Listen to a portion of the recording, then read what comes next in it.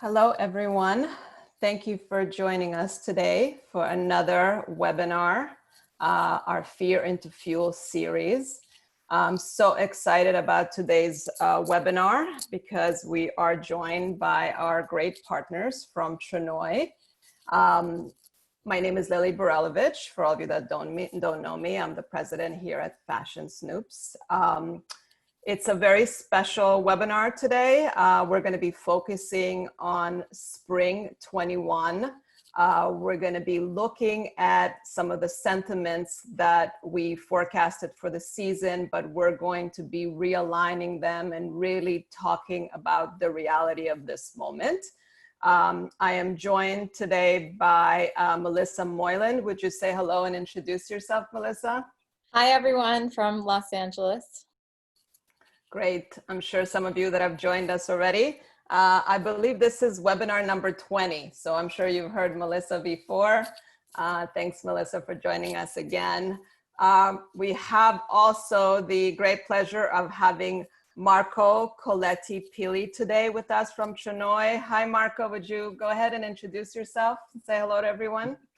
Good morning, Lily. Good morning, everyone. I'm very happy here today. Hi from Paris. We are afternoon already here. So I'm Marco Collet Pili. I'm the fashion director of TRANOI from Paris and Shanghai, of course. Awesome. Thank you, Marco. Thanks for this partnership and thanks for joining us and inviting your members and your community to this conversation. And I'm excited to share, hear from you and get a sense from your side on how you're feeling about the market and what's been going on your end. I also want to, there's some people in the back end. Sarah is here with us. She's been with us on every webinar. She is the magician that answers all your questions in real time and is there, maneuvering everything on the back end. I'm not even sure how she does it, but it's been incredible. Thank you, Sarah. We also have Charlotte with us. She is our European ambassador. She's also in Paris.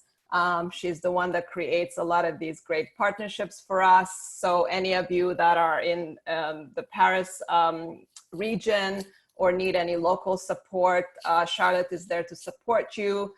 We also have agents across the globe that can support you as well. And then we have Justin, who is from our New York office, a sales representative. He will be joining us at the end and doing a complimentary demo of the women's section of our site. But that is all the way at the end, so stay with us. Keep asking questions. We love all the hello from every possible country. We love seeing you over and over again. Marco, if you haven't done so yet, you can turn on your chat and you can get a sense of everyone that's logging in today and just being really amazing in sharing lovely hellos and thank you. And we appreciate it. It's interesting to do these because as much as we're all in different places, Melissa's in LA, I'm here in New York. Charlotte and Marco are in Paris. We feel closer than ever, and your conversations in chat really make it a really personal and, in a way, intimate conversation where we have hundreds of you on each call. So thank you for showing up and thank you for doing that. So I just want to go ahead and quickly introduce Fashion Snoops. Some of you are joining us for the first time. So for all of you that are not familiar with Fashion Snoops, we are a global trend agency. We use artificial and human intelligence to surface trend-driven business opportunity. For the past 20 years, we have helped brands, retailers, and manufacturers in the fashion, accessories, home decor, beauty, media, marketing, and other consumer-facing industries. We started this series a few weeks ago because we felt that you guys had a strong need for information. We wanted to come together and support our community. We also wanted to reach to other communities and support anyone who is in need of real specific answers or just pure inspiration. We didn't want the market to stop. We wanted the market to keep creating, and we wanted to give you fuel to, instead of pausing, actually tap into some deeper layers of your creative powers and create some amazing product going forward. And we hope to do that with you today, or inspire you again today. So before we begin, Marco, just maybe some high-level thoughts of, you know, I think that we want to be optimistic more than, you know, just sitting in anxiety and fear all the time. But let's talk about recovery. How do you see, you know, kind of the recovery starting to happen? What do you see? What do you predict that will happen in Europe and Asia, and especially what you're seeing already from China, because they're ahead of us in this wave. Yes, thank you very much for the question. Yes, it's super interesting because of as you know, Tranoï, so here I could be introduced. Tranoï so means between us. It's a social platform that partners with international buyers, press, and key opinion leaders. Since Marco, so we're having a little bit of a Marco. It's hard for us to hear you. Really, it's hard for us to hear you. Oh yes. So I'm recommending that maybe you better. Try to turn off your camera just to get a sense if that's better. And if not, then we'll proceed, and hopefully your reception, it's, you know, we're requesting a lot of our internet right now. So we have to be a little patient. Yeah. Let's try this way. Okay. I turned off the camera. Let me know if it works or yeah, that's better. That's better. Perfect. So Tranoï since 1998, we really think for strong and high-end identities, unique concepts with a strong and a unique vision of fashion. We are 4 times a year in Paris during Fashion Week in our historical venues, which here are Palais de la Bourse and Carrousel du Louvre as a trade show, but we also have our showroom in Tranoï Richelieu, where we do the collaboration with the London showroom, you know, the project from British Fashion Council. And since 2018, we are also in Shanghai during Fashion Week. We did several events and also sales platform.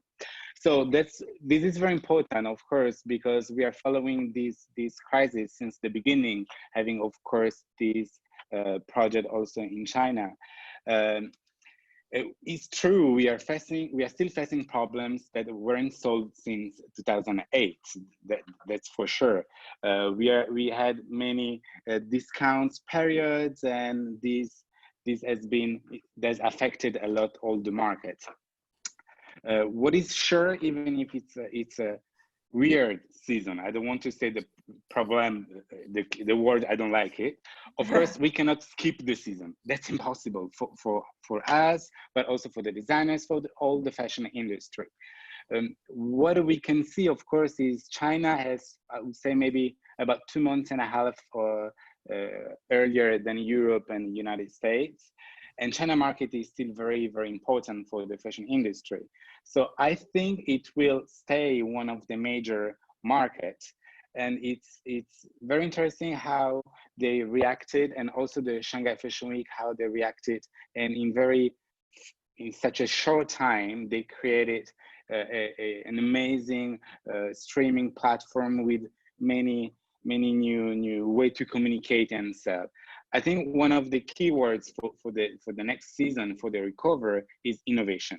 We have to find a way to innovate our business, our collection, how we approach the brands, and of course also the retailers. Great. Thank you, Marco. We actually have a question from the audience, from Luis Henrique Habib. Luis, if you haven't, your question is, how are trade shows coping with this crisis, and are they going digital with options of showing, you know, fabric and innovations for their sector? Luis, I would recommend you watch on demand our trade show leads webinar. It was done a few days ago. Sarah will share the link. But Marco, if you wanted to add anything of what you guys are implementing. Yes, absolutely. As I said, so next season will be about innovation. And of course, as we are the first place for this. So we are thinking, and we really believe that the relationship with the retailers, but especially with the designers, has to go deeper than 4 days or 1 week of the sales period. So that's why we really think that the digital is very important for sales, but also for the creation, guys. It's not only just making orders, a sales platform, but also it should be also before this, when you create your collection. That's why also we are doing this amazing collaboration with Fashion Snoops. We hope that in this way, really, since the beginning and the creation of your collection until the end of the sales of the pieces, and I would say even more with the retailers, digital is something that we're gonna work on it, of course. Great, we agree, Marco. We're working on supporting you guys with a lot of digital solutions that, as Marco said, begin with creation and end with how you present to buyers at trade shows, and also how everyone else presents it to the final audience, the consumer. So, you know, the technology has been available to us. We're now finally starting to utilize it in the ways that really support us. So thank you, Marco. And Marco will be with us through this whole presentation. He's going to chime in, and we're going to invite him to speak on every topic that we're presenting. I just want to give an overview of how we're going to do this. And Sarah, you can go to the next page, but we're going to explore 3 different sentiments. These were our spring 21 sentiments that we shared with our audience and our viewers and our members several months ago. I was actually in Paris presenting these sentiments, and our team flew around the world to present these ideas. We believe in sentiments, and we started this pathway into really understanding how consumers feel way before this pandemic began. We focus a lot on gathering, you know, data from across the globe with our AI technology on what's happening globally, what are the big consumer shifts. But then we look at the emotion, the sentiment that consumers have, including us. We are also consumers. And we translate them into design aesthetics and design provocations. Because if we could reach deep within how we feel and how consumers feel, that gives us a lot of answers about what they're going to want next. So we're going to explore 3. I'm going to share some of the macro layers. I'm going to show you some beautiful videos that will, some of you have experienced from us already. And then Melissa will speak to product shifts, and then Marco will share some insight on each one of these. So there's 3 altogether. Stay with us, because each one of these really addresses a different element. So I'm going to start with vulnerability. And as Charlotte shared with me a few weeks ago, when your French president spoke, he recognized and shared how vulnerable we are all right now. And vulnerability has been a topic of discussion for us for quite a few months. What's beautiful about vulnerability is that it connects us back to authentically who we are. I think this moment truly has us recognize how vulnerable we all are. Up to this moment, we have led overstimulated lives full of distractions and high level of stress. We have dried out our creative outlets with a high focus on the bottom line and making safe choices. And I speak for many of you. I think we have all been frustrated with that reality of how fast we needed to create things and the different outlets of confirmation that were no longer connected to our true creative layer. This current moment is focusing us and asking us all to stop, to refocus, and to feel again. We're slowing down and we're focusing back on taking care of ourselves. We are understanding how important it is to tap into our own humanity. And as we awaken to this need to be more human, we start to feel our vulnerability again. In this sentiment, we question how we can use this as a resource for boundless creativity, and how does it lead us to live a more fulfilling life. So if we go to the next page, for each one of our sentiments, we always have a beautiful statement, because again, it slows us down and has us feel. This one is from an incredible, one of my favorite poets, David White, and we just cut a little piece, but I encourage you guys to research the whole poem where he speaks about vulnerability. And here he says, vulnerability is not a choice. Vulnerability is the underlying, ever-present and abiding undercurrent of our natural state. So when we recognize that, especially as creatives, and tap into that vulnerable layer that drives our creative force, I think we can create some beautiful product together. So if you go to the next page, let's explore the design aesthetics. And I'm not showing you every layer. We're just gonna look at the mood because we have a lot to cover here. You know, we hope that this moment really wakes up designers and brings them back to creating from their heart, to create what lights them up again.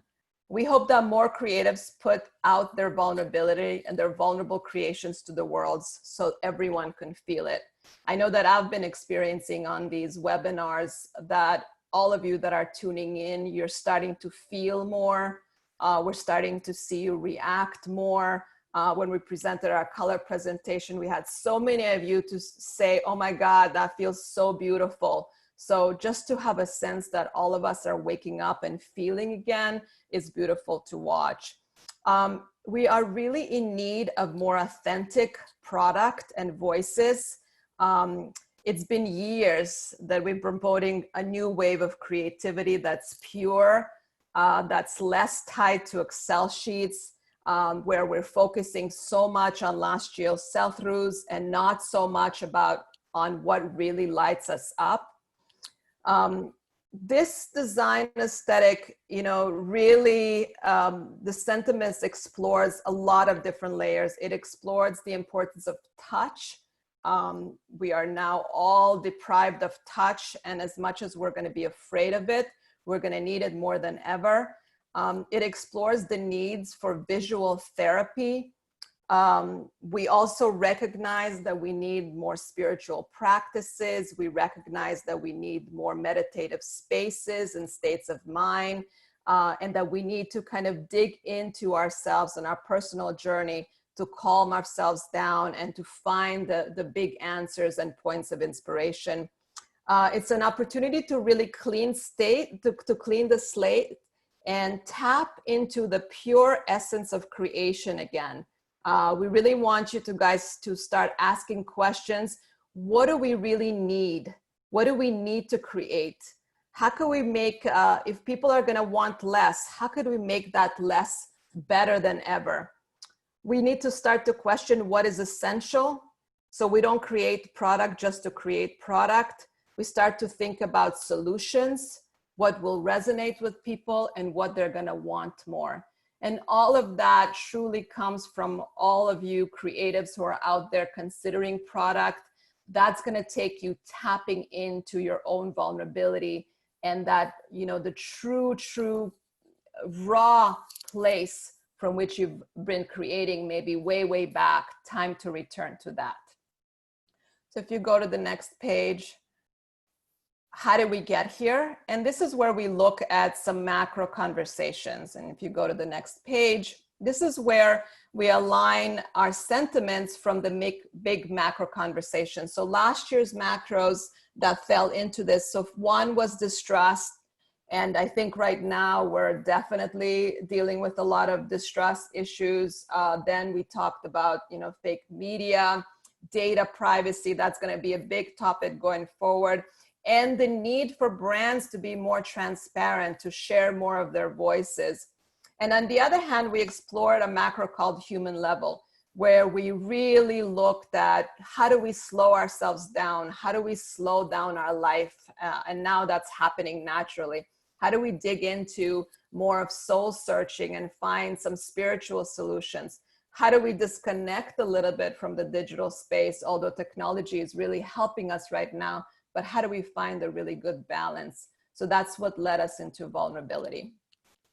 And then let's go ahead and watch our video. Just sit back and enjoy it, and then we'll take it on from there.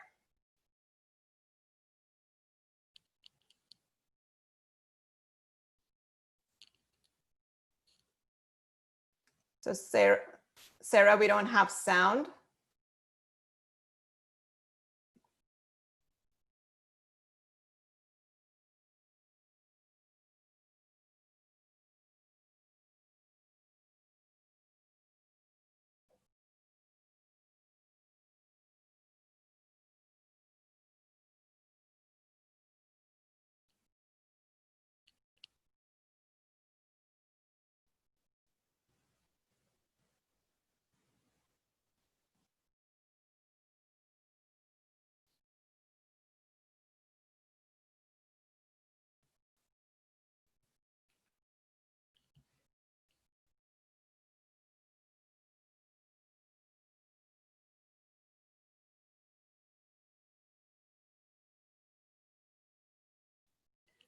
We know you have no sound, everybody, so just enjoy the visuals and we'll take care of sound for the next video.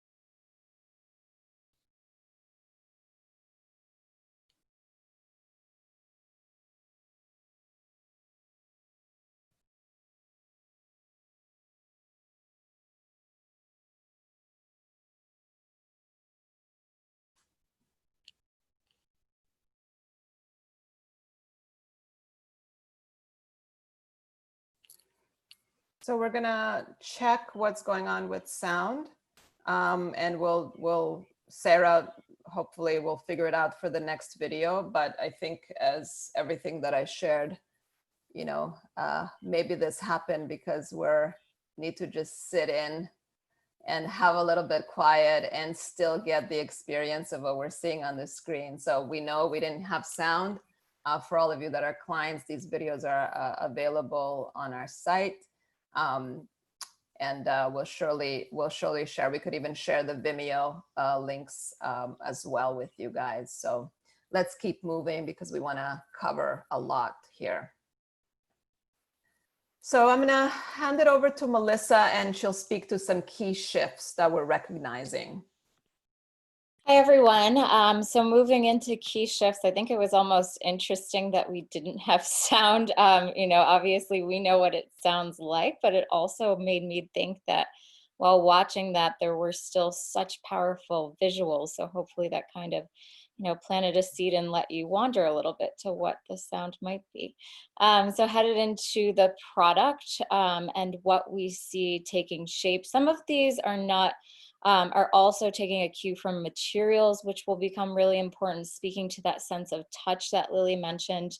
The first one is called comfort and recovery. I think it's really important to note here that millennials especially, they've become obsessed with the term self-care.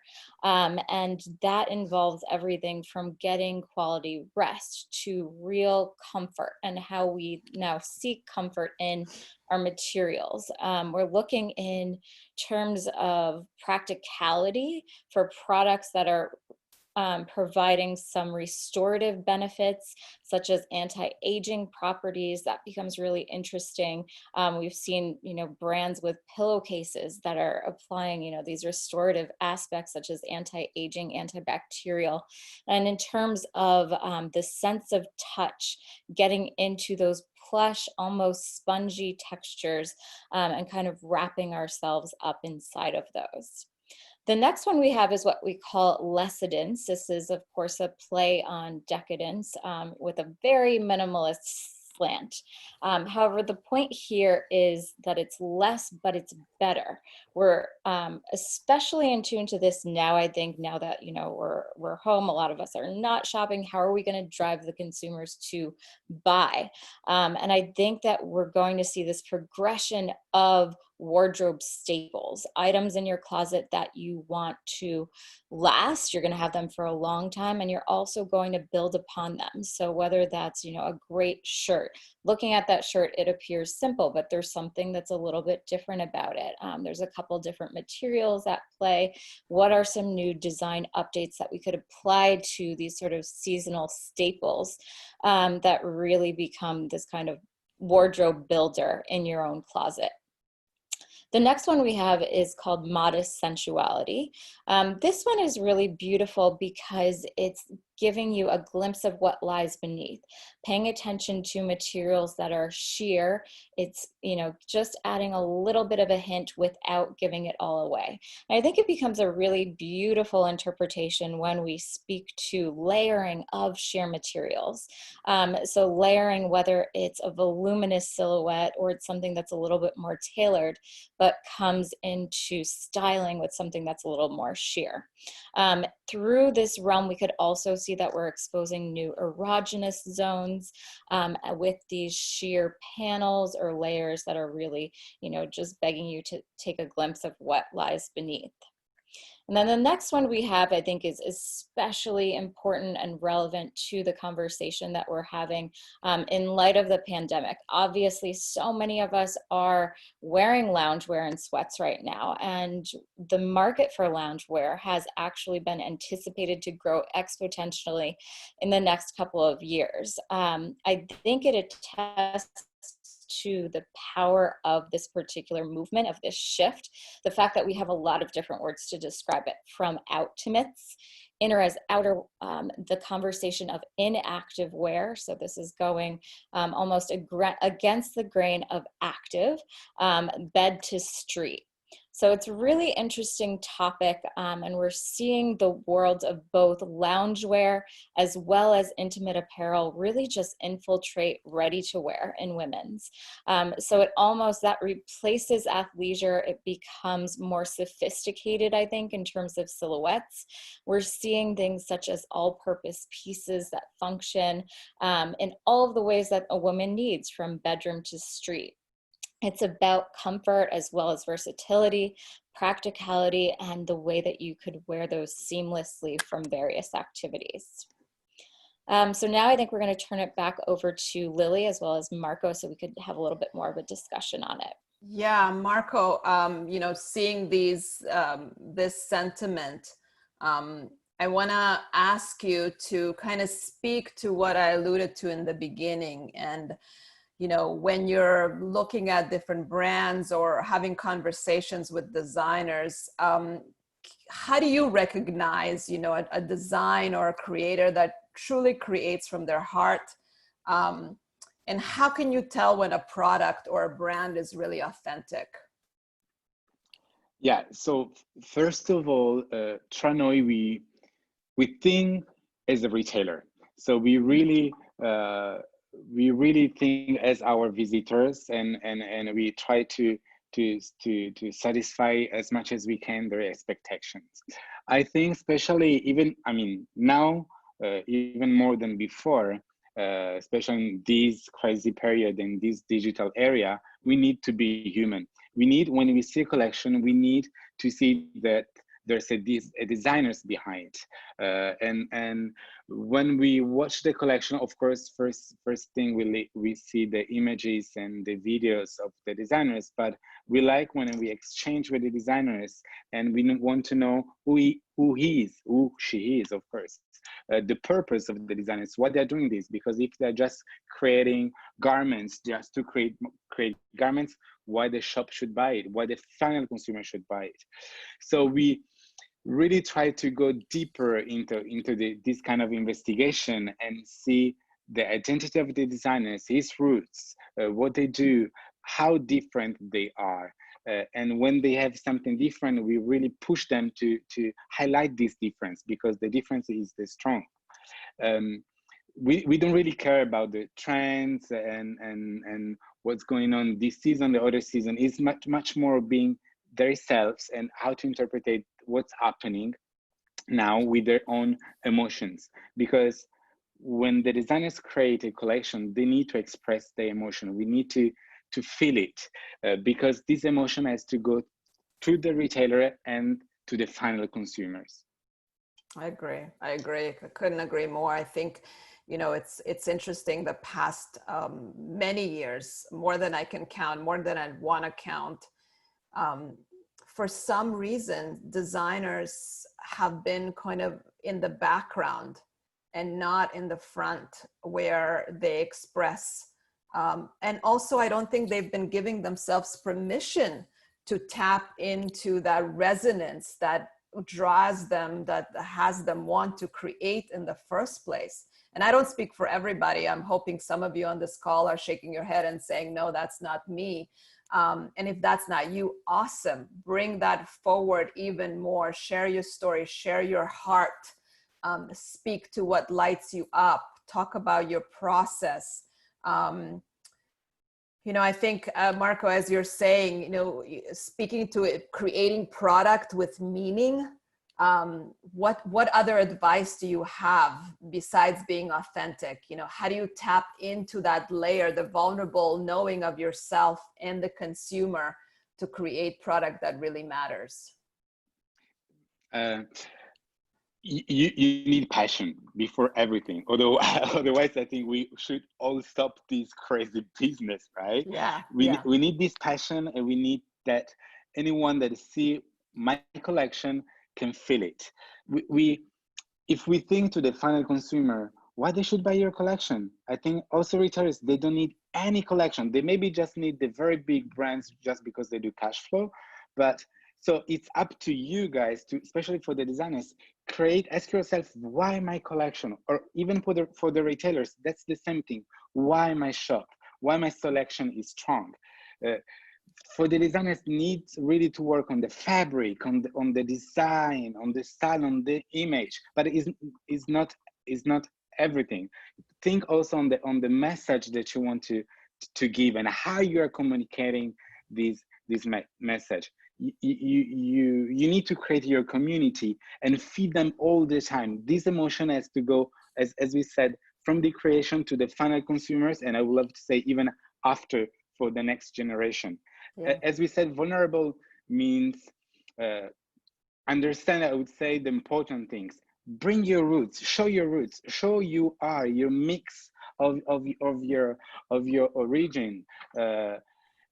For example, I'm thinking to also order some designers that have been with us or they are with us. For example, there's a brand, the name is Piero by Anit Arora. Anit is a designer graduated from National Institute of Design in India, and also a fashion graduate from National Institute of Fashion Technology. For example, for her, Piero means to wear. In a Rajasthan local language means to wear. And she interprets international aesthetic using local materials and local skills. For her, the important thing is the material passed through the hands of one craftsman person to another one, especially carrying the Indian tradition. And the goal is just to create unique pieces.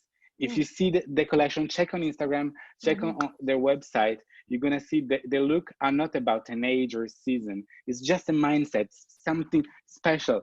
And this, for example, also when she shipped the collection to the retailer, she put some dolls, she put some flowers. There's something all the time. You are buying this collection because she's giving you emotion when you don't expect.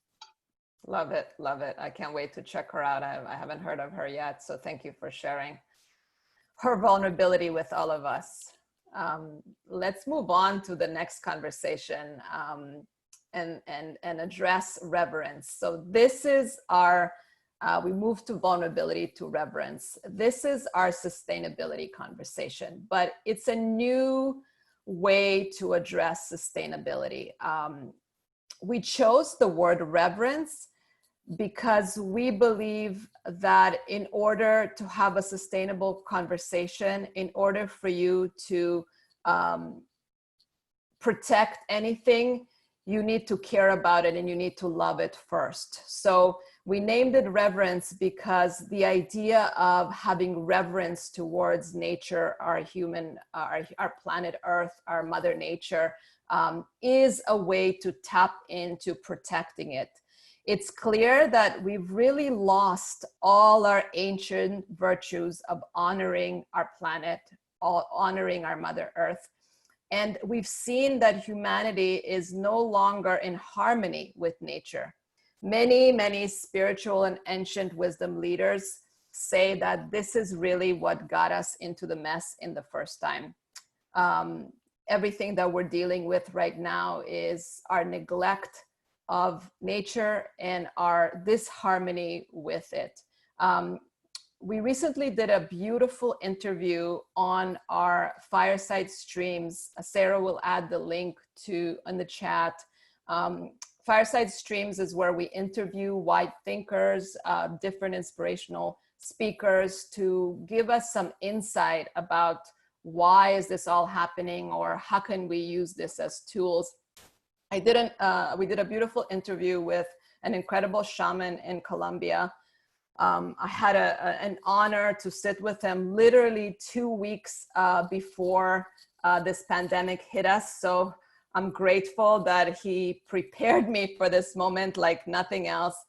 But he shares in this interview, and he shared this with me a lot when I was there, is they have a beautiful saying in their local language that says "Meta kuyasin," which means we are all brothers. We are all connected. We are all one.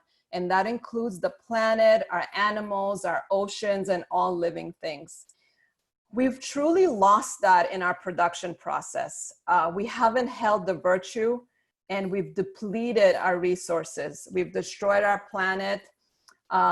So we're hoping through this sentiment, and we're hoping through the change that we're all observing now, that we put that sentiment back into the core of every product that we create, and we hold the virtue close to our hearts to create product that doesn't hurt or harm anyone or anything.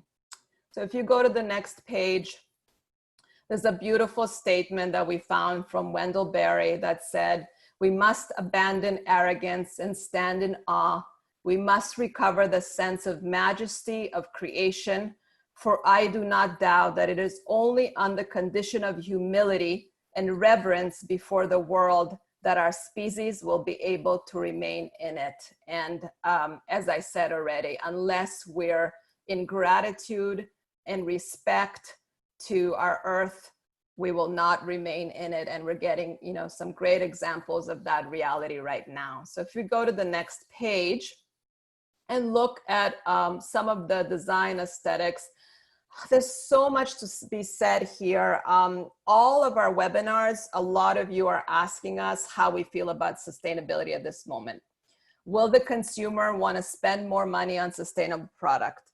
Our answer is it will be up to us, the creators of product, to hold at the core of what we do.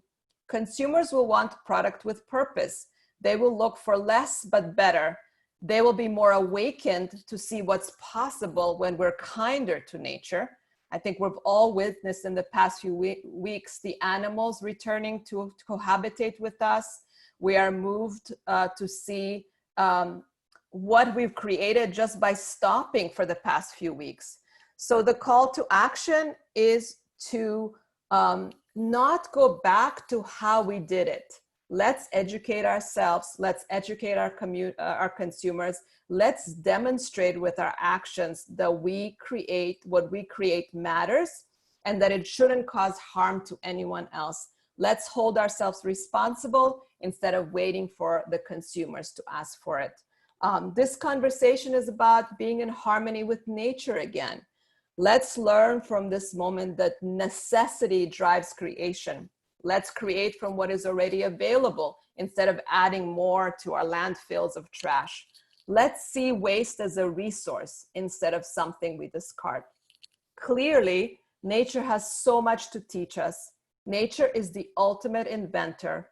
We learn from it. We get inspired from it for solutions. We create designs that mimic everything from beetles to dolphins to leaves.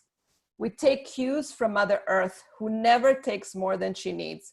We explore a blend of new innovation and ancient techniques, as well as ancient practices.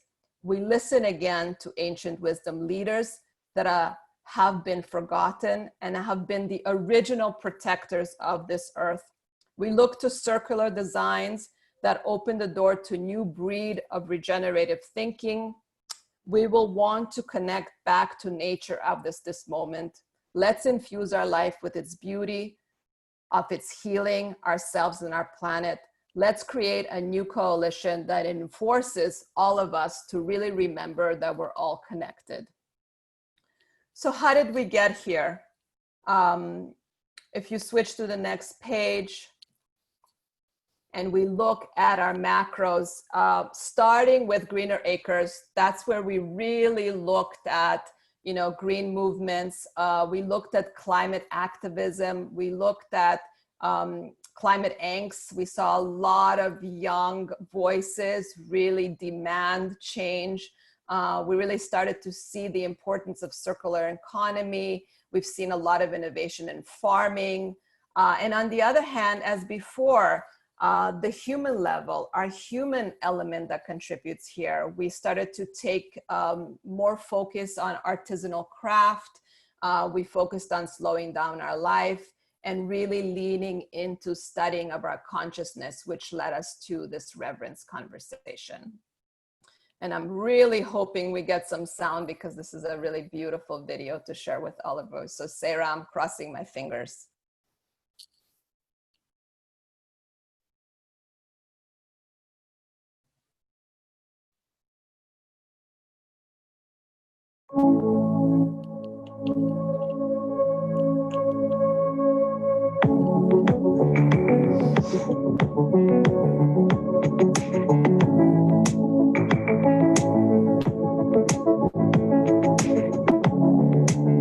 I see you locked down inside of your head.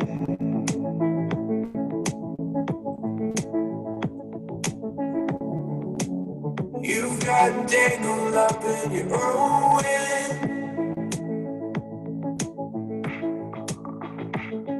Your ride is wrong, your flight is grounded.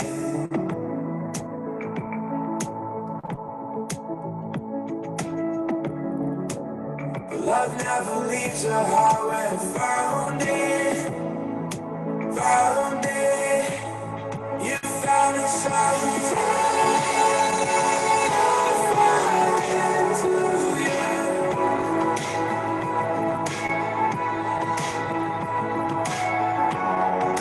That's when I'll be there when the end comes.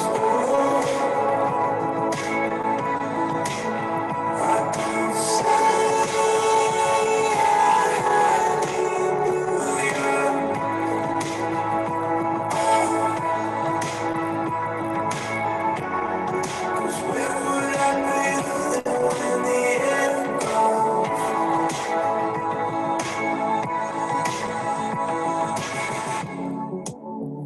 looks like you're living out on an island.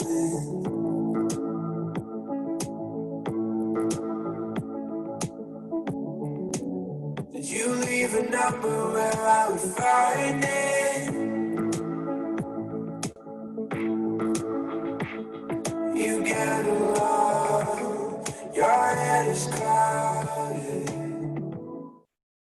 Yes, that worked. So happy. Thank you. Thank you. Go ahead, Melissa, take it away. So I saw a lot of great reactions on that. Yeah, it's so much better with sound, and we love this one too. Honestly, our key shifts, this was a little bit difficult for us to just break it down to 4. We have so many more on our site for those of you that are clients. The first one that I'll speak to, though, is what we call ceremonial wear. And here that's really speaking to the overall silhouette, where we're embracing something that's relaxed, it's voluminous. I think that it really just emulates the fact that it's kind of coming from the rawness of the earth itself. In some senses, it appears almost monastic, if you think of kind of that cape-like silhouette, or how that could transition into dresses, for example. I think what's also beautiful is that we see it layered over pants. And that kind of gives a new spirit to it. The shapes sit away from the body, and they really just encourage movement. So you're looking at diaphanous materials, such as really delicate silks. You could have some layers of sheer worked in here as well, and consider draping. The next one, this speaks more to the technicality of materials. Obviously, it's super rooted in our desire to be more sustainable.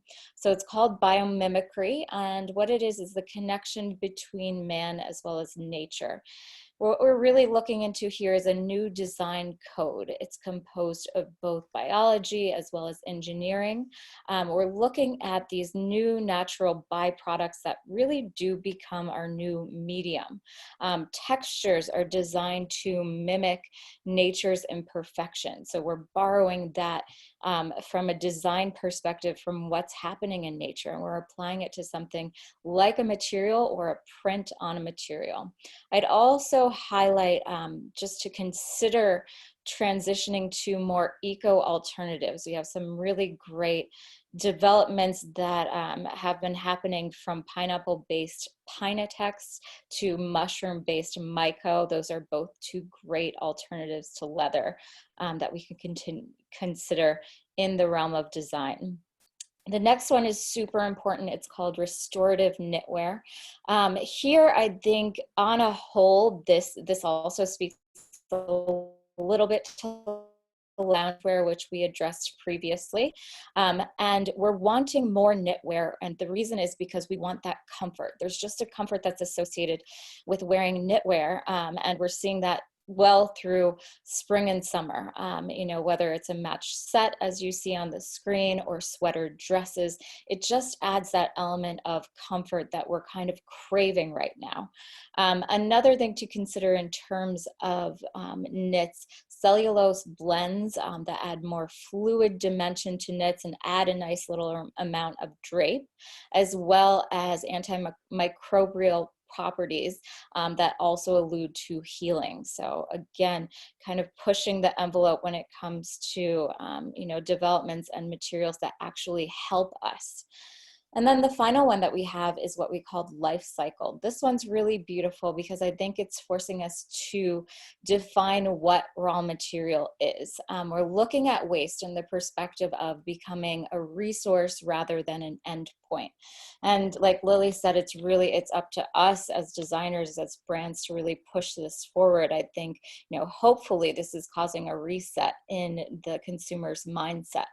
And here we're also considering just that awareness to combat pollution, materials that are engineered for recovery. We're designing waste and achieving these regenerative impacts just for the betterment of all of us, really, I think. There are a couple innovations that I'd just like to highlight here as well. Recycled fibers that come from plastic bottles. It's called Reprieve. Dyes become kept to a minimum. Seaweed, as well as other cellulosic waste, is regenerated into technical knits. And we're even seeing this extend, you know, this particular example is obviously a recycled organic cotton, but we're even seeing this in terms of novelty. So something like a bio-based sequin that's engineered to biodegrade. And with that, we're going to throw it back over to Lily and Marco. Sorry, Marco, hearing about sustainability, what have you seen as the big shifts on your show floor from your different brands? Yeah, so I think we saw this, I would say, this sustainable wave that happened in our show, but also I would say worldwide. I think it started about 7 or 8 years ago. I think it was mostly the German designers, and then also a lot of the Americans. And of course, I mean, for me, of course, being sustainable is something that we have to be sustainable. We have to be sustainable, as Melissa said, in our daily life. So if we are sustainable in our daily life, of course, it goes also to your professional, especially for the new generation of final consumer. As we said before, they don't need any brand. They just need an identity, and they prefer to spend less, but they prefer to spend better. That's very important. But I would say what is very important also is not to compromise sustainable with art and creation. It's important, of course, and we need to know the origin of the fabric. We need to know every single process, the entire life of the product. I love that finally, I really love, for example, the jewelry as a product, because there's a sentimental effect to the product, because the ring can go from the grandmother to the mother, etc., etc. So I love that in the future, this happens also for the clothing. Agree. There's so much to be said about sustainability, and we'll probably need an additional hour if we wanted to explore it in more depth, but we'll move on. And for all of you, we know we're running over time, but I think that you'll appreciate the last story. So stay with us. And of course, any of you that have to go, feel free.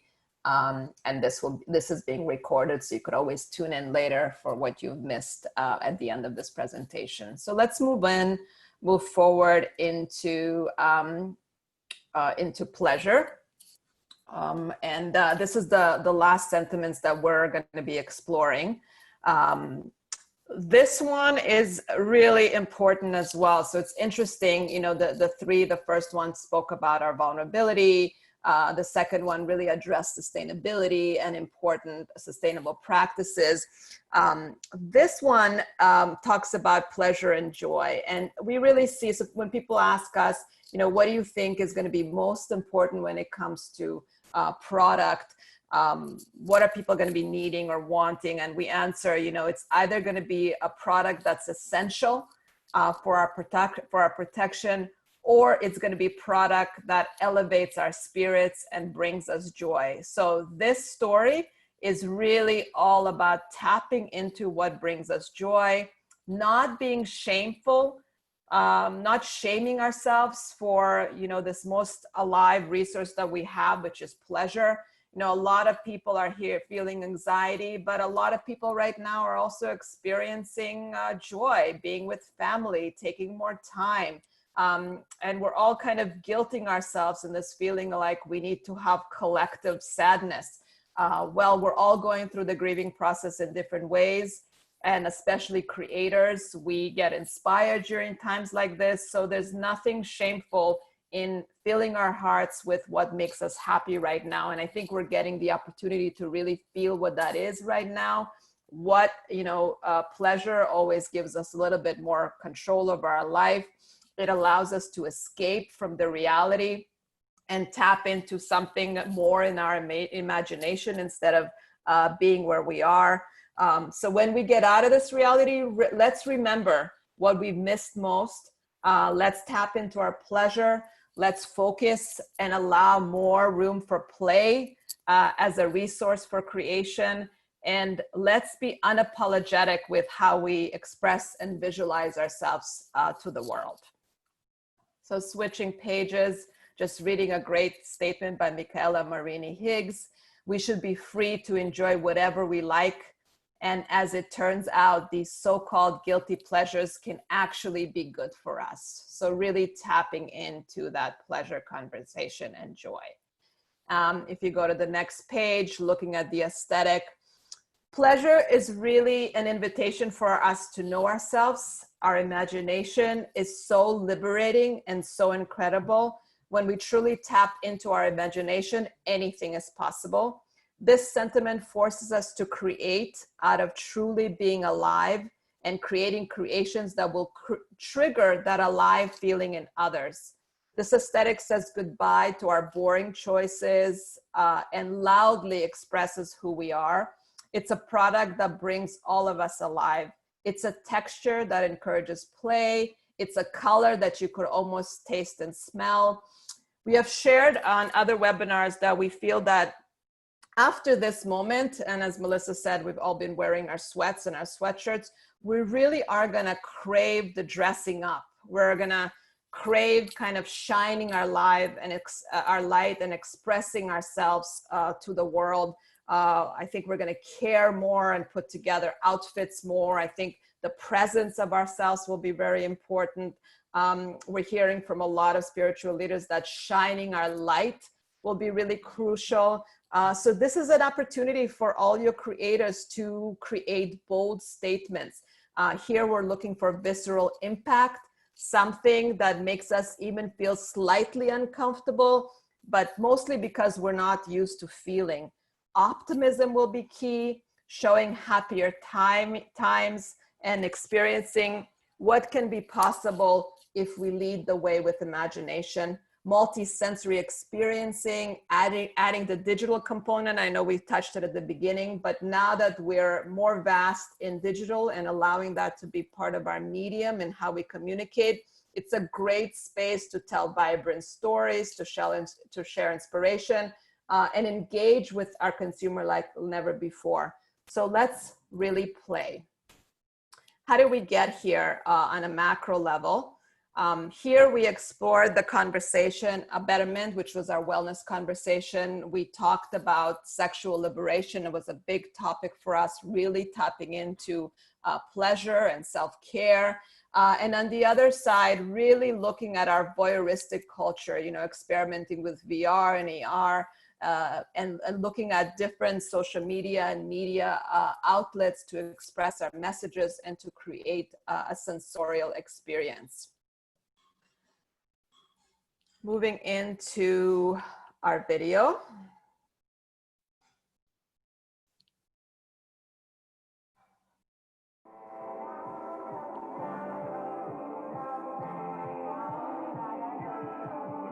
If you don't say no, I'll never go far away, hold me too tight. A part of me is never gonna let go of you and your memory of mine.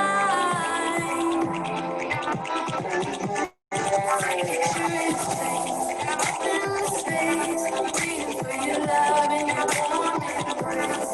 Happiness comes in like the sun, but it never seems to stay here tonight. Again, I don't want to know what's taking me away again. I don't want to know.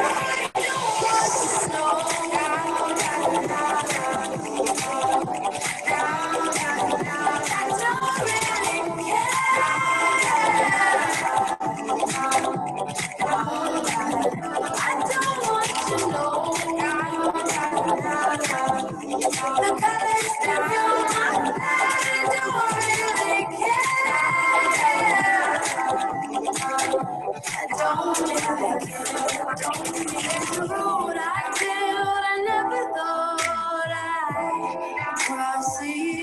I found these keys in my pocket.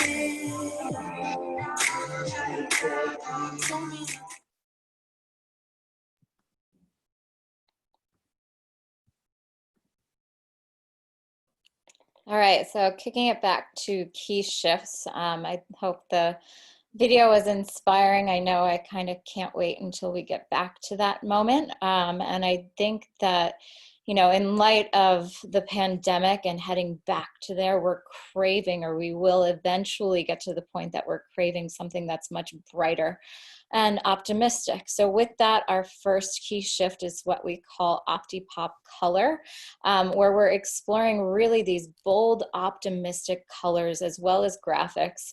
And I think what's so important here, you know, it's bright, it's lively, and we're seeing, you know, color as that main almost buy me factor. Head to toe monochromatic or tonal looks become really powerful here, and overall just leveraging color as the power player to push new items forward. The next one that we have is emotional maximalism. So this is channeled in a couple of different ways. From a dramatic silhouette perspective, I think right now in light of the pandemic, what we're talking about is dressing kind of from the top to the waist. And in that light, experimenting with more voluminous shapes. So it could be a puff sleeve, an exaggerated sleeve. Also diving into more punched up prints that are leveraging some of those bold, bright, beautiful colors. And we're seeing those things that are really just leveraged to redefine those basic core items as well. So, you know, just using both the color, the print factor as the driving force for newness of design to excite and, you know, encourage the customer to get back to spending. I think it's also, it's so emotional when you put on a color or a print. And in that sense, you know, it's not just like, oh, I need to have that color. It's also, what does that color actually make you feel like? And does it make you feel empowered? Does it make you feel optimistic? So, you know, really keying into kind of the psyche, I think. The next one that we have is tactile therapy. This is also a form of touch, obviously, but it's much more of a novelty statement compared to what we looked at and vulnerability at the beginning. So different types of surface updates here that really just encourage touch, encourage textures that really feel indulgent, I think. Decorated things. So going back to the element of decoration, whether that is fringe or feathers, for example. The fringe conversation, I think, is so interesting because we came from, you know, seasons and years ago where it was this Western conversation, and now it's almost turned into something that's much more glamorous with long fringe, and we're even seeing it leveraged on items such as tailoring. So, you know, it doesn't have to be these extremely colorful looks. You could also pair, you know, long fringe back to a tailored blazer, which is something that we saw from Prada in the recent collection. And then finally, we have just the element of play. It's a really nice example of colorful, playful rings. What I think is interesting here is just to play with these curved lines that add this sort of childlike whimsical attribute to it. There are also obviously bold colors at play here, notions of like rainbow colors even. We were having a conversation about rainbows and the importance of emulating optimism in that graphic sense as well. Candy-like geometric gemstones are also paired with these rings, and it just adds an interesting kind of novel play aspect. Now we'll go back into conversation with Lilly and Mark.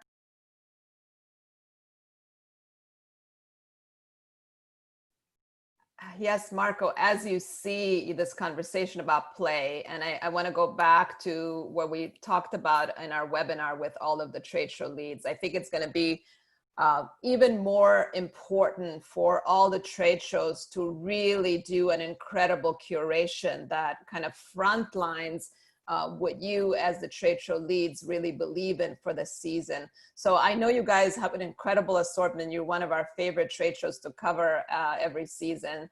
Speak to what you put in place for, you know, really carving out the right assortment, and what are you even amping up for the next few seasons?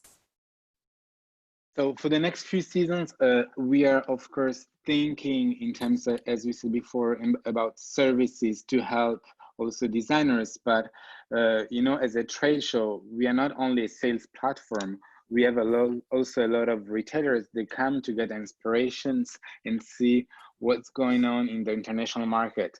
We need to understand that especially for Tranoï, we are in Paris, and more than 80% of our visitors and designers are international, are not only French. So we can kind of cover the international market. And I saw other questions also passing by asking, hey, do you think digital can replace one-day trade shows? Of course not, because before everything, we need the human contact and human exchange. You need the designers, as we said, to explain how we did this ring, how you work this t-shirt or this skirt. So I think the key, it will be human, it will be people. And to bring this emotion to the visitors, we need to take risks. That's for sure. That's also, I mean, it's part of the industry. But we also want to give visibility to young talents and find a way to help them during the whole year. Agree. Couldn't agree more. Are there any that you're kind of your favorite that you want to speak to or give examples of that speak to this play and pleasure conversation from? Yes, I see a very nice brand that I love that I met once in Shanghai. Her name is Susan Fang. She's a London-based brand, established I think in 2017. She has graduated in Central St. Martin's, and what I like is that she combines innovative textile colors and she creates garments with these artistic illusion. Okay, so she can really mix these volumes with colors that you don't expect. Every season you see her identity, you can recognize, but every season you go to discover the new colors and the new message that she has. I can't wait to check her out. I would love to be in your shoes for next season, to really kind of sit there and wait for the submission of the brands. I'm hoping that you're going to be able to feel the difference of hopefully this woke us up and really kind of infuse designers. What are you looking forward to seeing, brands create for Spring 21? I think we need a little bit of craziness. I mean, maybe the word craziness is not the right one, but we need to have the joy. We need to have bright colors. There's something that we really don't like to use. Also in our team is the word problem. Hearing, we spend our time trying to help people to solve their problems. We know, I mean, we are going into this crazy period, and we're gonna need to deal with the inventory problems that the designers and retailers have, the production problems. There are many topics that will be very important, but I think we need to breathe the fresh air. We need this, as we said since the beginning, this emotion and this joy has to go directly to the final consumer. I agree, Marco. I'm excited to see. I'm hoping that we inspire some creators to wake up. I can't wait to see your show. I can't wait to meet everyone in person. And actually, I think that what we're recognizing about trade shows is that as much as we felt there was a lot of them and we didn't know what was most important, now we really crave that connection. And as you said, digital will take care of us in between the physical events, but the physical events will become those community gatherings. And I'm hoping they serve a higher purpose for people to come together, share ideas, inspire one another, collaborate with one another, and engage and see that we're all connected. So I'm looking forward to your next show. Before we wrap up, any closing words? And Sarah, you can go to anything else you want to add. And we went over time. I appreciate you staying on, everybody, and I hope you enjoyed the conversation. Anything to close, Marco? So for us, just the situation in Paris is not clear yet from the government. So do not hesitate to check our website or our Instagram for any update. And also, of course, any question, our communication team is available and give us the information so we reply very, very fast. And I would just recommend to the designers, don't be scared, be crazy, take this risk now or never. The life is now. Just see what happened in a few months. We are locked down. We are going to wear, all of us, masks. So just enjoy every single moment. Be yourself. Bring down your roots, who you are, your region, and surprise us. Surprise us. Yes, I say yes to that. Melissa's shaking her head because she agrees. Surprise us should be your tagline for the show. I think so. I think we just came up with the strategy. Well, I loved your wisdom. Thank you for sharing with us. We know, we're working on a few different partnerships with TRANOI. We love the organizations that are now quick to pivot and really align and are not scared. The same way they're encouraging you to surprise us, they're daring and they're creating relationships with partners like us and sharing their voices. So thank you, Marco. Thank you, TRANOI team, for pulling this together really quickly. For the rest of you, please stay. Sarah will walk us through some of what's coming up next. And also Melissa and Justin will do a quick demo for all of you that are curious to see what else is on our site. Marco, you're welcome to say goodbye. And again, thank you so much for joining us. Thank you very much. Thank you, everyone. And thank you for this moment. Yes. Thank you, Marco. Bye-bye. Bye. Thanks Sarah. everyone for joining us. We do have 3 more webinars coming up this week. Tomorrow is our show and tell, which so many of you have joined us for. This is an hour where our editors come together and share what's inspiring them. And it's really a glimpse into how our forecasting process gets started. We share everything from advertisements to news reports, all different types of articles. So if you're looking for some inspiration, please join us. Thursday, our pattern and graphics team is taking us through the most important shifts occurring in that industry relating to COVID-19. So please join us. We've had a lot of questions about, how can we translate florals, or are logos going to be important going forward? So if you have those questions, please join us. And then on Friday, we have another Q&A session with our FS editors. We're taking some of your biggest questions that you've asked us throughout these webinars, and we are answering them live. So your current registration that you used to join us today is valid for all of those webinars. So just join us, and we hope to see you again at noon on those days. And now I will introduce my colleague, Justin, who will be walking us through the FS platform. Thank you, Sarah. Amazing. Share my screen. Awesome. Hi, everyone. My name is Justin Kwan, and I'm one of the directors here on the sales and client team. What I plan on doing with you today, along with Melissa, is actually take you through a sneak peek of the access available to you as clients and subscribers of our site. We're actually going to be taking some time to introduce you to the women's category, so please stick around if that's important to you. We'll also be covering color and a little bit of key items.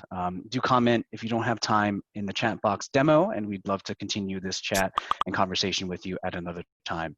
That being said, Fashion Snoops, if you missed it, Lilly had mentioned, is a trend subscription platform and consulting service that provides, of course, information and inspiration to make better product decisions. We do cover a host of categories, not just women's, men's, youth, and girls. So if that is important to you, please let us know, and we'd love to continue this chat.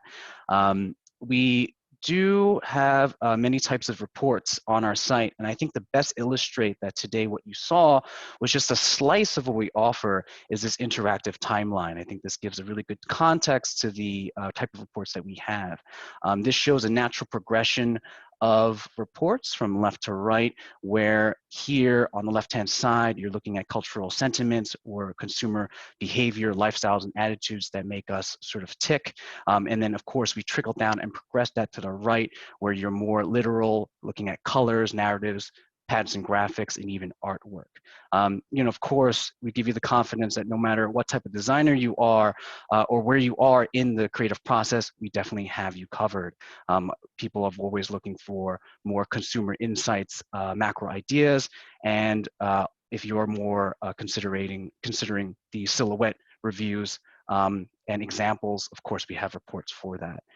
In order to find the report you saw today, it's pretty easy to navigate that. You can go through season, to your report type, and of course by market.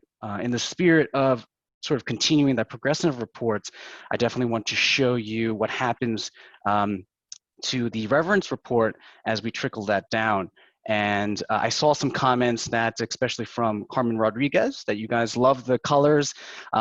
And some people may be wondering, I saw the themes, I really love sort of the idea of reverence, but what can I do with that? How do I introduce that to my product line? Carmen, I can tell you for now that on the site as a subscriber, we're giving you those exact applications. So for reverence, you have a corresponding design aesthetic that relates to it. And here you can not only just see what the reports that we saw and citations that you may have missed and videos, but also the color palette to go with it. And many clients do tell us that this is their best friend, especially at home. If you're stuck without your color books, you can easily navigate, get your Pantone codes, get color name suggestions, or any of the systems that you do have. Clients tell us that they're stuck at home without their light boxes, without their color books. So the service, of course, is huge help for that too. Additionally, one of our favorite things that we love hearing from our clients is how they interact with color. And for the women's market, especially how it sort of spans across different categories, a lot of our site is dynamic. So if you're looking at this color and you're saying, what are the combinations? How do I accent it? What is the formula in which I can bring this into my design line? We have it all available to you at your fingertips. This goes to show that we do these per theme, but we also do it from a season-wide level. And this is really a powerful report or feature that looks at, how do I introduce that to my market and, accent it with real examples, especially individuals who are dealing with different price points and multiple categories. This, of course, gives you the real example of combinations of colors and runway uses. Melissa, would you have a comment for this and how great we do it from here? Yeah, I mean, in terms of color, a lot of our clients come to us specifically for color. It's obviously a huge design force. And what we do, at this level, it's a very high level, speaking to a lot of the cultural sentiment that we showed you today, which was also spring 21. We kind of start from there. I'd highlight the fact that what we use as, kind of our leading force through at FS is something that Lilly Berelovich, who you heard today, has developed, and it's our heart-led forecast. So things are coming from the cultural realm. Then we're going to bring in color, as you see here. We're going to bring in material and surfaces. We're going to bring in product shifts as well. So everything, it starts at a very macro level where we're giving you kind of the lay of the land. What I think is really crucial is that, of course, we are looking at things far and wide beyond fashion that will ultimately influence our industry. And then we're going to break it down to practical details that you could actually use. And I think the color is a great example. We could also, let's see, we could continue scrolling through this report just to show you, there we go, the color equation. So this is also how we're showing you what the main shifts are, the additional. When what we do with our colors, we really just serve to highlight it in many different ways. That makes it really kind of clearer to you and how you would then use it. From, a fashion, we have these actually broken out into You could kind of see up there the Transformers colors, tinted core. So we're breaking them into specific groups that make sense both back into thematic perspectives, which is what we're looking at now, and also will equip you with that intel, you know, how to sprinkle in your accent colors, your fashion drivers, for example. Absolutely. That being said, I think a lot of the clients really appreciate the thematic access. You know, what was mentioned by you, Melissa, you mentioned that it's sort of that one-stop shop to bring it all together. I think this is a great place to transition to the themes that we show and some of the narratives available to you. Many of our clients, you know, like that type of cultural application, but if you're working on a line and you want to be really cohesive with your product categories, I think a great place for you to start to illustrate the different parts that we touch on is a narrative. Melissa, do you have a favorite that I can show them? I do, but before we get into that, I also just want to say that, you know, at the point of these are our seasonal narratives, you haven't seen those in today's webinar. And what we do at the seasonal narrative level, it's obviously still connected to culture. However, this is where we really get into kind of the nitty gritty of these are the items you need. These are, you know, we of course have a color component in here as well. These are the materials that relate to these overarching themes. And I think it's also really important to note that we have 4 seasonal narratives per season. And the reason that we do that, it's entirely intentional because we often get asked, what's the most important message for, you know, all of spring 21? And so we bring it back to these 4 key seasonal narratives, and we really truly believe there is something within every one of those that you could take away from. You know, even if, you know, your particular customer is not the romantic, free-spirited type, maybe you're going to take away the piece that you need to do embroidery for this season. But we could go into Dharma because that one actually connects to what we looked at in our resonance cultural directive from the presentation today. So as we go through those, Justin, you could kind of just scroll through and show how we lay that out. Here, we're again connecting back into that sustainability conversation that we mentioned today. We're seeing how we're leveraging it in light, you know, of thematic perspective. Who is this woman? Where are we taking inspiration from? Is it the mountaintops of Nepal in this instance? We're also going into some of those very technical conversations of materials, how we tapped into biomimicry from today's webinar. We do another beautiful video. If I saw a lot of great comments on our videos, we have amazing videos. This one's different than what you saw today. I don't think we'll go through it, but we could just kind of keep scrolling for these other design elements within the report. Something else that I think is great about how we present the material to you, I like to look at it as kind of 6 design elements that you'll see throughout all of our reports, from a thematic perspective to color, materials, key items, patterns, graphics, as well as details. So those are kind of our core, and you're going to see those repeat, you know, whether it's this level, which is higher level forecast, or we're also going to trickle those down into trade shows, retail, where we're confirming our forecasts. So we could just kind of, the style guide that Justin kind of stopped at, that one's always a favorite. A lot of people like to print that out as kind of your roadmap for the season, because it's giving you what are those key elements from this particular thematic expression. We always give you the culture. That's a word bank that we're scrolling through. Those are just kind of things to conjure up the spirit of the particular narrative. And then below we have influences. So this is again where we'll tie it into more culture. We'll always give you a little bit of a description, and you're welcome to, you know, click into our links that'll then direct you to where we found them, where they're based out of, if you care to do so. And then here we get into our material. So again, all of these are approached in the thematic landscape. We'll give you a description of what they are and how they apply here. Justin's clicking on more materials. So something else that I think is really great as resource is that we always provide more photos into every single one of our reports. So it's not just scratching the surface of, you know, here's a nice collage, but we always expand upon it, which we know is crucial in many of your design processes. Next one is details. The patterns and graphics are really beautiful and key. We have tons of patterns and graphics reports, from those that are more commercial to this one that taps into, obviously, the Dharma narrative spirit. We could just kind of click into some of the other ones just so they get a feel for some different options. So we're always giving you more resources when it comes to patterns and graphics. We have a whole team dedicated to it. Absolutely. And clients I can speak to here really enjoy the combination of inspiration, aspiration, but a little bit more commercial to help you make that translation easier. You know, the more images, of course, you're looking at the evidence-based stuff. And you guys know your consumers, you know, the best, but of course, this is the planting the seed and allowing you to take that idea and really grow it. And of course, giving you sort of more places to jump off from.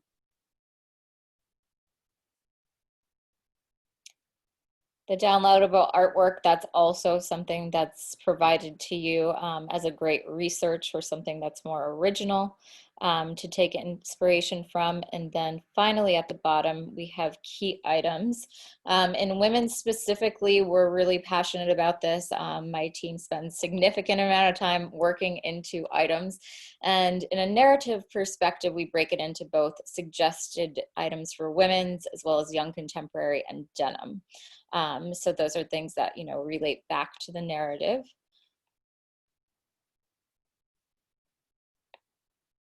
Just a couple options, and we'll always display underneath like what the things are that are the new, you know, design updates for this season. For example, yes, we've seen wide leg jeans for a while. What's new about them? I do want to comment about this flow of reports. I think it's a lot of our clients have the feedback that the best practice is, you know, having that story in your mind, getting the understanding, you know, ways to describe it. And then, of course, looking at sort of the category expanse of specific call outs. You know, we acknowledge that, you know, trends could come from anywhere. You may want to look at different categories for, you know, neckline inspiration and small details. But of course, this is all in one place, looking at that Dharma narrative, able to get evidence from runway, trade show, etc. And of course, the interaction with this our clients have is the ability to download, send, and sort of manipulate some of these reports themselves. But of course, collecting is key. Many of our designers always say, you know, they're saving images and many on folders. And so the capabilities with here is simply drag and drop the folders and share folders that you have as you're curating for the season. So. I'd also just add, since we just happen to be on denim, that we do have denim specific reports that go into key items as well as washes and finishes. We always go to, you know, all of the major material trade fairs, from Premier Vision to denim kingpins, denim by Premier Vision. So we have all of those resources as well if you happen to be in the denim market. Mm-hmm. Cool. And a great way to convey that, I think, Melissa, is this trend map, sort of the natural progression of reports. If you want to speak about this. Yeah, so the trend map, this is just a great resource. So this is also, again, showing you everything really does originate from a macro cultural level. So we're showing you where that thought process originated from. And oftentimes, you know, this is way in advance from when we are producing this particular spring 21 forecast. And we're going to link you back to every single resource that we have on FS, which could be a cultural perspective, to our visionary, which we had a look at, to pattern and graphics, product shifts, anything. So it's just, you know, you could always dig deeper, which I think is great, you know, in the process of research. We don't just leave you hanging. Yeah, absolutely. I think one of the biggest things here is to see the natural progression of reports and evolution of it.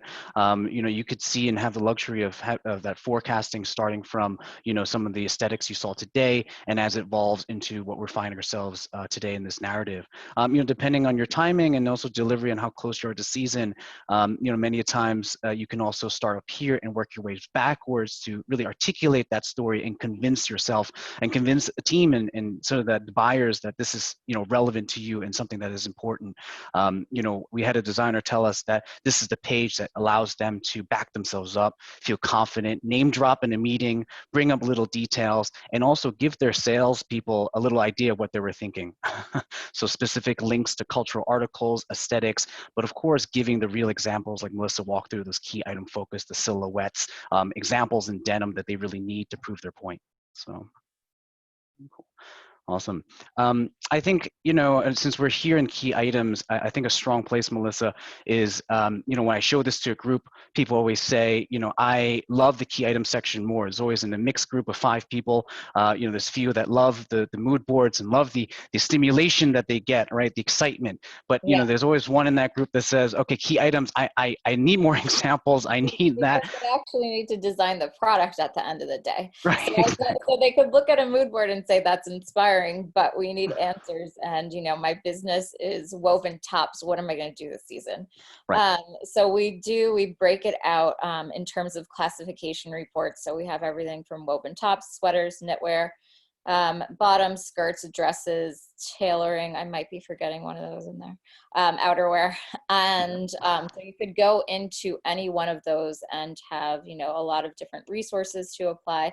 But I'll take us into the must-haves now. That tends to be a really key report for a lot of our clients. And the reason being is that we essentially identify, you know, cross classification. So if you're, you know, if you're a dress person, you're going to the dress report. But if you're designing a full collection, this is a great resource. We provide you with a merchandising matrix. And the intent here is to show you that we have our items across the top, and then on the downward axis, we have all of the thematic references. So the idea here is to show you these 10 items, we really believe in them for this season and how they could all relate back to the thematic references. So that becomes really interesting and important. And like Justin said, when you need to go to your boss and prove, you know, hey, I think we really need to incorporate a slip dress in our assortment this season, you're able to show them a lot of examples of slip dresses and why they apply to, you know, specific themes.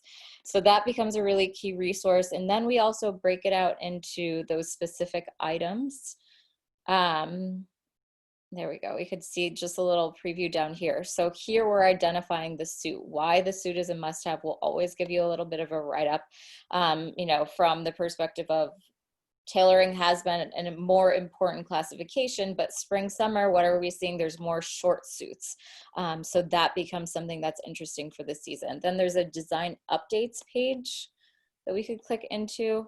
And this is also going to be your, okay, so if I'm going to go ahead with a suit, what do I need to consider here? And it could be anything from a silhouette direction to a little detail or separate coordinates in this particular example for a suit.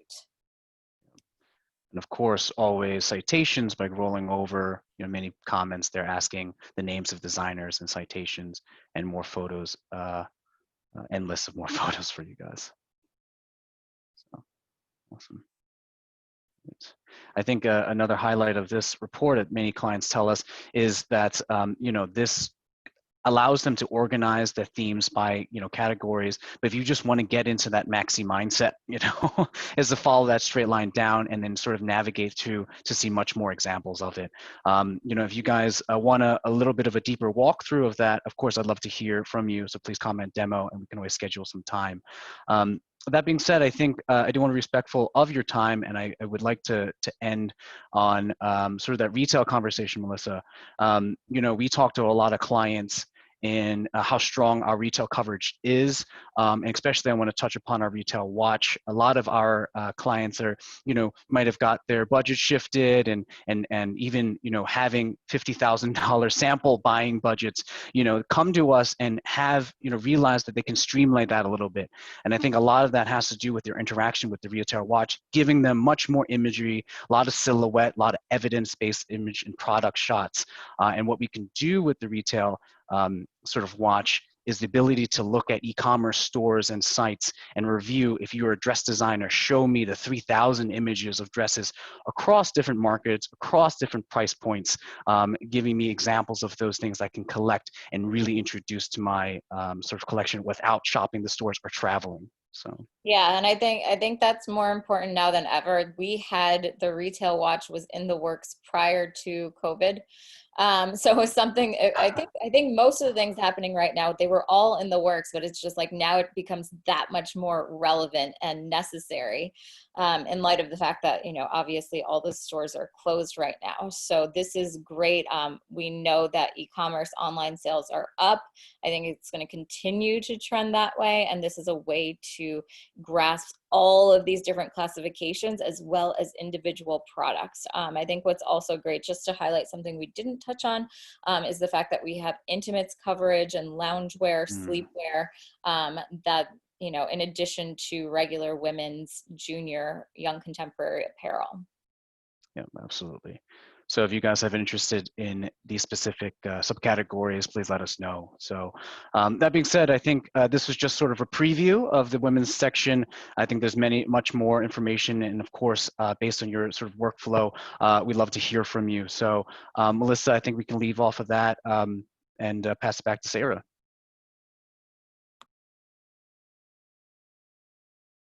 Awesome. Thank you both so much. Thank you, Justin. Thank you, Melissa.